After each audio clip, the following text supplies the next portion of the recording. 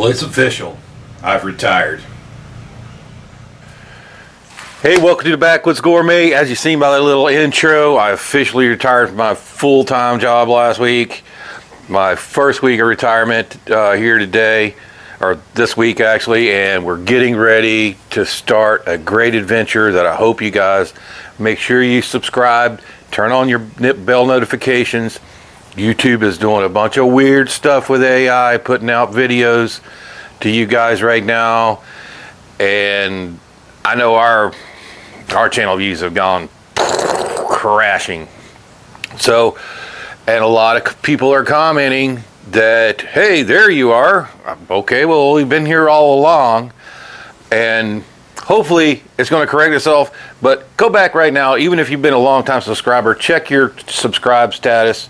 I know a lot of you people are also watching on TV now. I see that in my analytics, and it's evolved over time. It started from, you know, the PC was our #1 viewed platform, and then it went to mobile, and now it's gone to TV with the, you know, commonplace smart TVs that are out there right now that are very expensive. And I know that's why we continue to make this long format, widescreen content for you guys, because we know a lot of you are out there watching us on TV.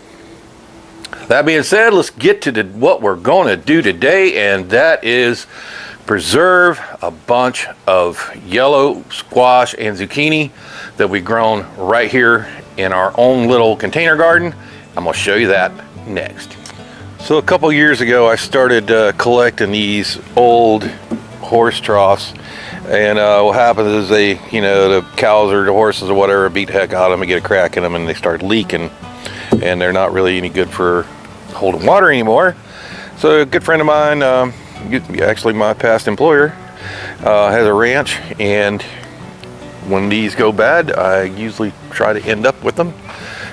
Or a while back, I showed you how to set one up, and this was the one we set up brand new from Tractor Supply. And you can see these squash are about gone now. These were beautiful here just I don't know, a few weeks ago, but they're starting to reach the end of their lifespan right now. They're still making a few squash down in here, but man, we have really got a lot of them off of here. And here's the zucchinis, future tasty right there. And then over here we have our scallions, basil, and we're going to be using some of that basil here shortly.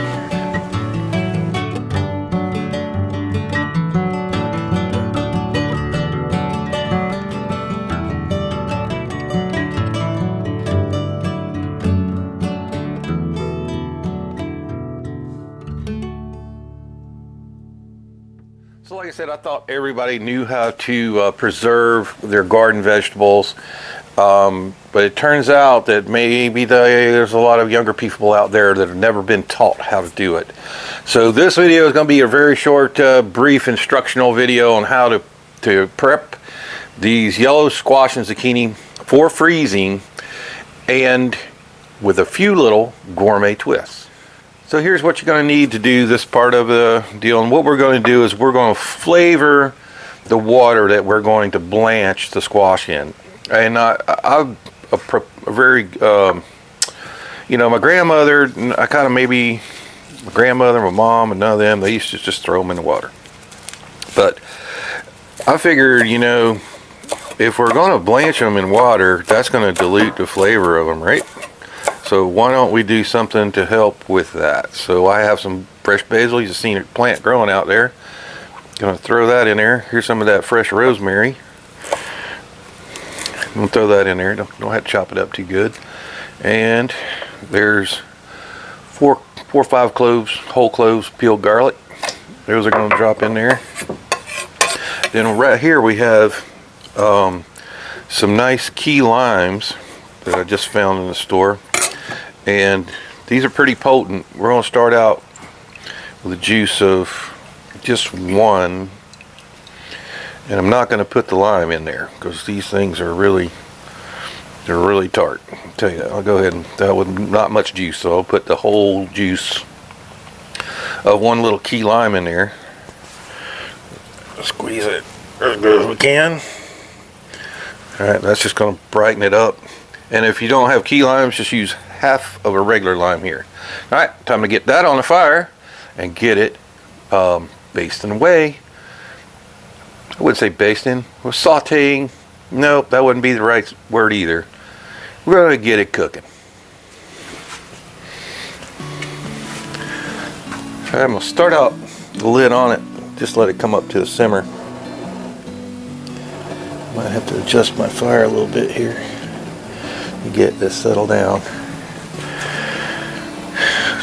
The lid on, make it come up to a boil faster.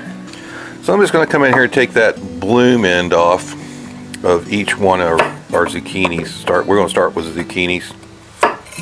You can leave that on there. It's going to not hurt anything. I'm not taking the stem end off. You'll see why here in a minute. But I just like to take that bloom end off. That'll also let you know if you got any squash vine borers or cucumber beetles that have tried to drill in the end of it, and you'll be able to find them. And this year we planted really early. We had to protect them from frost a couple of times, and it paid off because I think we beat the squash bugs and the vine borers. They're coming around now, but they're coming around right at the end of our crop. So I'll show you, we can now use our beautiful DALSTRONG knife just to cut these into about 1/8 of an inch slices, or however thick. I wouldn't go much more than 3/8 or 3/16 of an inch.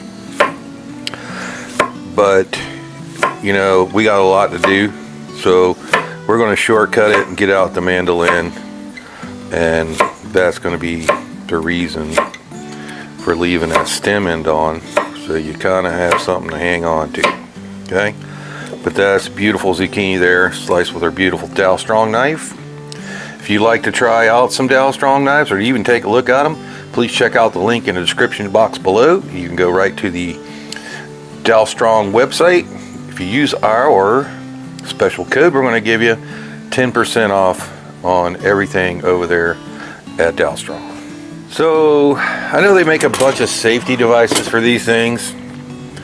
I believe this one originally came with one, you know, that can kind of hold your thing for you and all that. I don't really use them. I just run them through there with my fingers. I keep that stem on there, so I got something to hang on to. And as long as your blades are nice and sharp, and we don't run it all the way down. So we got about that much left. One more slice, and we know we're safe. All right, no need to get that last little piece, but we're going to run all these on the mandolin nice and safely without cutting our finger off, and get on to the next steps. So you noticed one thing here is I've picked my squash when they're still relatively small.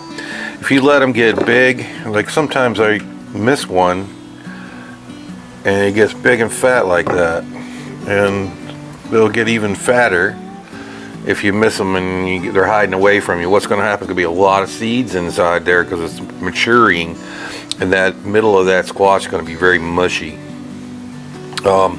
These two here, we may just save these back, and we'll go and split them open, and I'll show you how to make them where you can make a stuffed squash with them that are awesome. We'll do that here shortly. But for right now, just want to show you, this is about the size you want to pick your squash. As soon as the bloom wilts real good on it, that's when you want to go ahead and take it, and it'll still be nice and solid all the way through, and it'll preserve so much better, and it'll be much firmer when you go to eat it. So here's an example of one of those larger ones. It looks okay, and it's fine if you're going to fry it, maybe if you do it right away. I see a lot of restaurants selling the big pieces like this fried.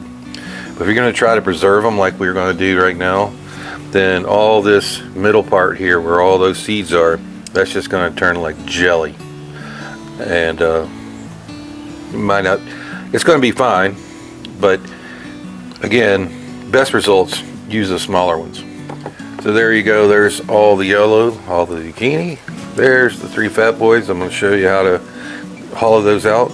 Real easy to make them stuffable. And man, it's a great recipe. We'll save that for another day. And there's your waste. If you got chickens, they're going to tear that up. Man, I really wish y'all could smell that right now. But that's simmering along real nice there. Next, I'm going to turn it down just a little bit. And just let it keep going. I want to let it keep going until the garlic is nearly like falling apart. And it's getting really soft now. But all those herbs and garlic are infusing the water. And that's the word I guess I was looking for. I want to infuse the water that we're going to blanch these with.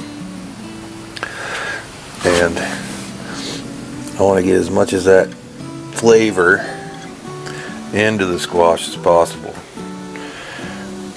But it smells awesome.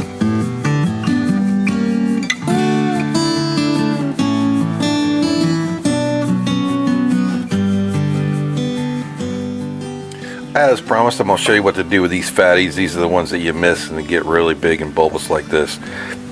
They're going to be full of seeds inside. I'm going to split them long ways. Leave the stem end on it. And you can see inside there all of those seeds. So, simple thing. Okay, we got our scrap bowl right there going to the chickens. We're going to take our teaspoon, and this is also a DALSTRONG teaspoon. A lot of you guys probably don't know that DALSTRONG also sells silverware, all their stainless steel silverware, as well as stainless steel cookware. Going to get in there and just scrape. So if you get one of these crooked ones like this, or if you have crook neck squash, just cut them where it's straight with the crook is pointing up or down. You know, obviously you won't be able to split it. If you try to go this way, you wouldn't be able to get through the middle of it. So you want to find the center axis of it, basically, is where we're slicing it, so that we can expose that whole seed pocket. And these are going to be awesome.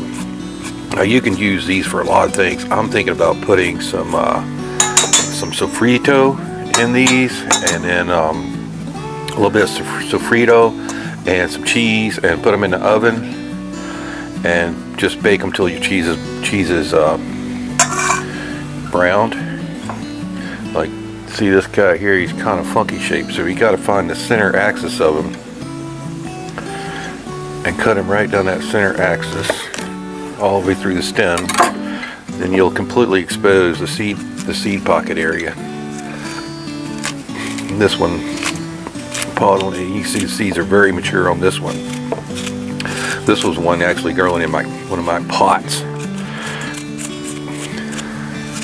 But even if they go too long, the zucchinis I think are even better. If you find that Mr. Hider, you know, he's buried down under everything, and you don't see him, or you go away for a couple of days and you come back and you got all these huge ones. Because anybody who grows squash knows if you'll look at them in the morning, you're like, not quite ready, and by the afternoon the thing is huge. So, but nobody want to eat these big seeds in their squash, so that's why we take them out, and it's still not totally ruined. The squash is still great. And now you got all these little cups to do just about.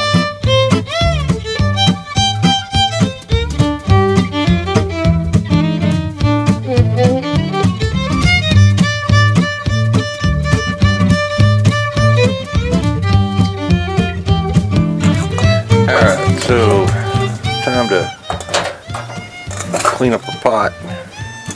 Been boiling now as long as it's taken us to prepare all this squash and film and whatever. So about 30 minutes.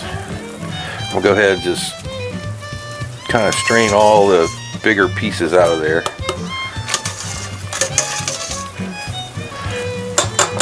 So all that goodie is in the water now. All the flavor from all that stuff. So that looks pretty good. Alright, now I'm trying to crank the heat to this guy. We'll start blanching. So this is important. We got our boiling pot going over there. We got a tub of ice water right next to it. Okay?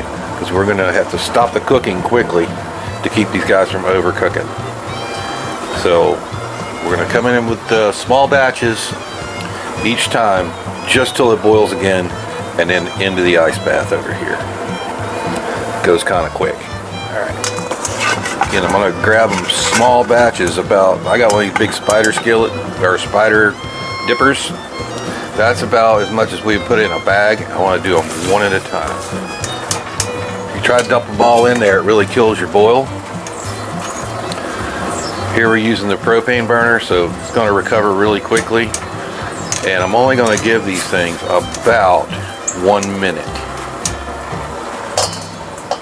Alright, as soon as that comes back to a full boil, they're coming out. And right into the ice bath.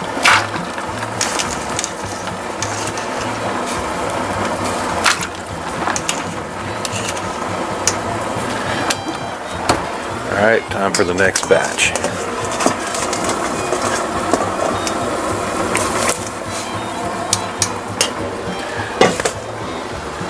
We'll repeat with all the rest. Alright, over here in the ice bath, if you watch them, as soon as they sink, they're ready to come out. So they've completely quit cooking. All the ones that have sank, I only got like a couple of floaters right now, and they're slowly going down. But as soon as they go all the way down, if you wait till they go all the way down, you can put them directly in bags at that point. We'll go in and fish these out and leave the ice because we've still got all the yellows to do. Alright, so all the yellow squash are done. They all sank. You don't want them to leave them hang out over here. You want to get them up out of this water just as soon as they're all cooled off.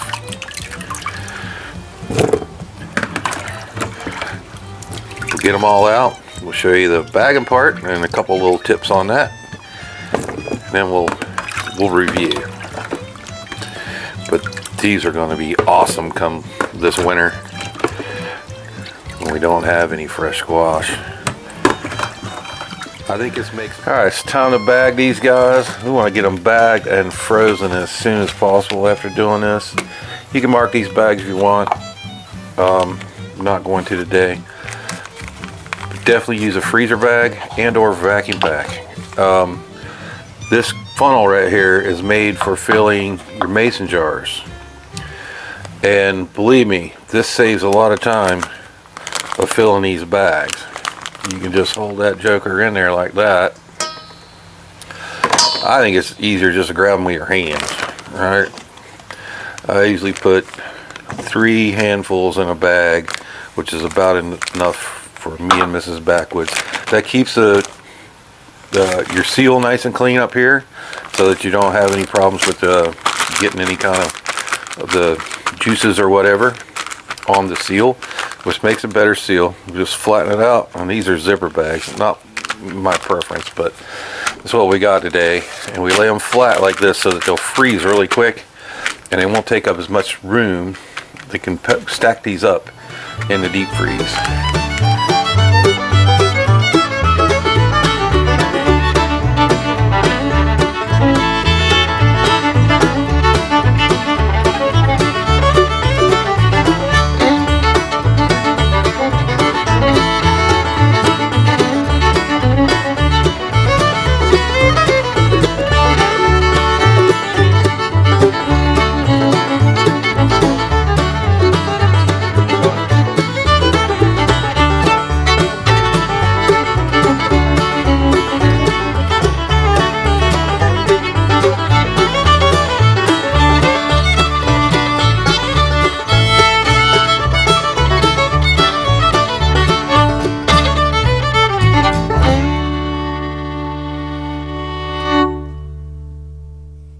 So there you go, 10 bags, quart bags, not full quarts, but 10 bags for us from squash from just last week.